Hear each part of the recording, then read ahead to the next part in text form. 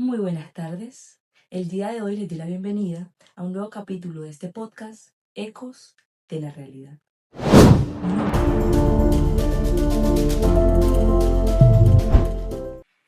El podcast de hoy tiene una palabra muy interesante, esa palabra llamada progreso.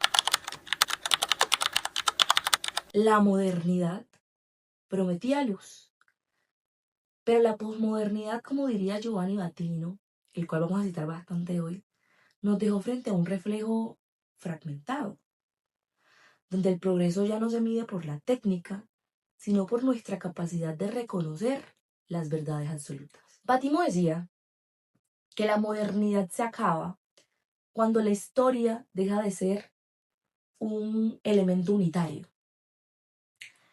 Entonces, los medios de comunicación, la internet, la radio, resumámoslo en internet, disuelven los grandes relatos.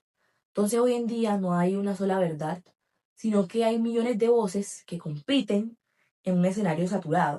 Durante el verano de 2025, en la periferia de Milán, un grupo de justicieros nocturnos organizaron patrullas llamadas antimaranza, un término peyorativo para referirse a inmigrantes.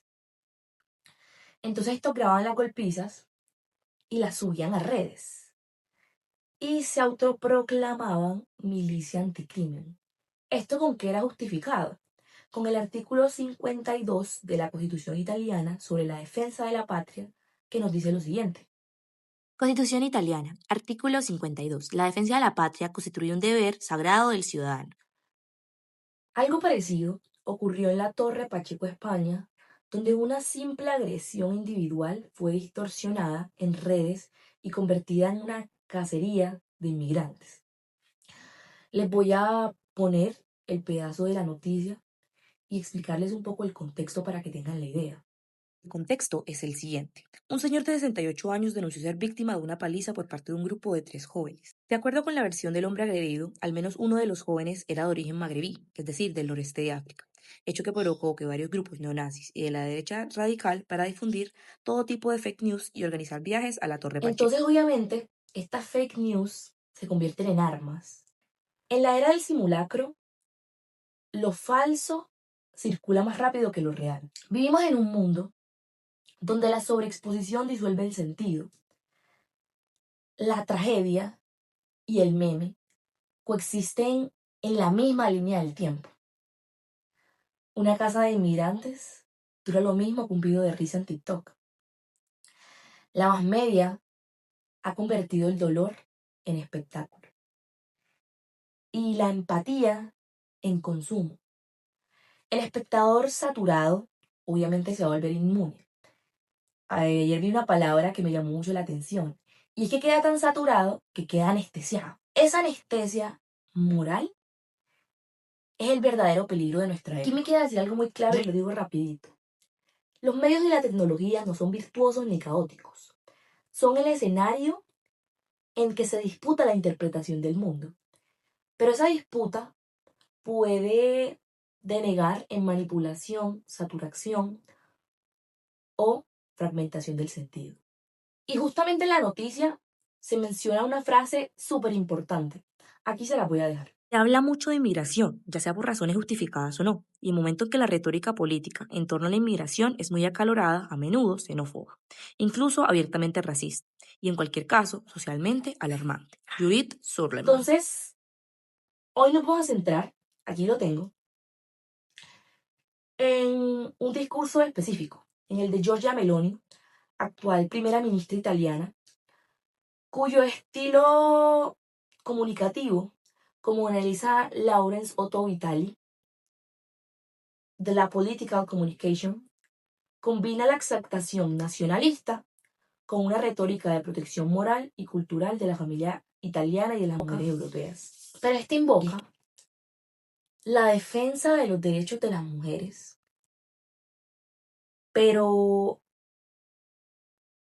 lo hace presentando a los inmigrantes, especialmente a los musulmanes, como una amenaza sexual, moral y civilizatoria, donde el enemigo no es el patriarcado, sino que es el otro, el extranjero, que supuestamente es una amenaza para la pureza cultural y la seguridad nacional. Obviamente, muchas personas con este discurso de Giorgia Meloni van a dirigirse automáticamente a la raíz, la xenofobia. Pero yo diría que esto va más allá. Y esto lo vamos a tratar desde heterofobia como una enfermedad moral de Fernando Savater. Entonces empecemos por ahí. Muchas personas, como ya lo dije, se dirigen automáticamente a la xenofobia, pero lo que no saben es que esta es un grado de la heterofobia, la llamada por Savater una enfermedad moral. Y es que este explica que la heterofobia, que es para explicarles ese miedo, puede llegar a ser el odio hacia el otro, hacia el diferente. Nace con mecanismos antiguos que eran útiles en su momento en la tribu para mantener esa cohesión del grupo. El grado de xenofobia dentro de esta enfermedad aparece cuando el rechazo al diferente se racionaliza y se reviste de argumentos políticos, culturales o pseudocientíficos.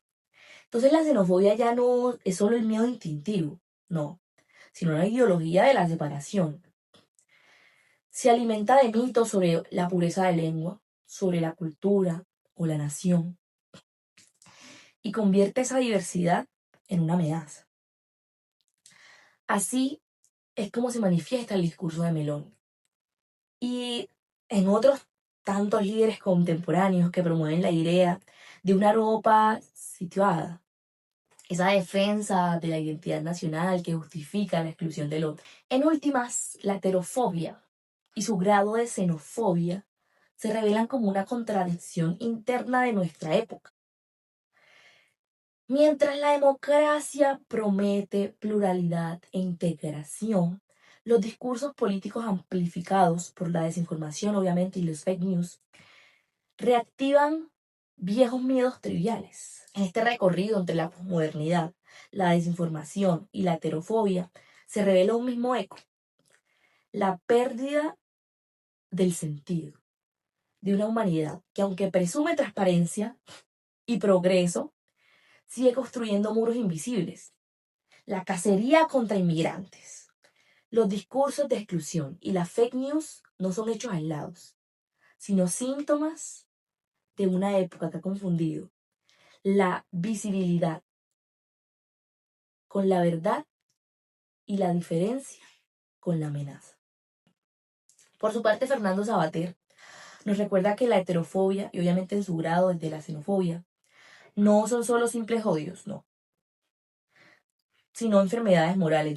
Yo siento que es la correcta forma de llamarlo, que nacen del miedo al otro, el rechazo a lo distinto, a lo extraño, en la incapacidad de reconocer la propia fragilidad en el reflejo ajeno. Entonces la verdadera crisis no está solamente en hechos violentos, sino en la normalización del desprecio y en la anestesia moral que lo permite. Y es que si la modernidad prometía progreso, la posmodernidad debería aspirar a la empatía. Solo cuando la humanidad supere su miedo a la diferencia, podrá decir con verdad que ha alcanzado algún tipo de progreso. Muchísimas gracias.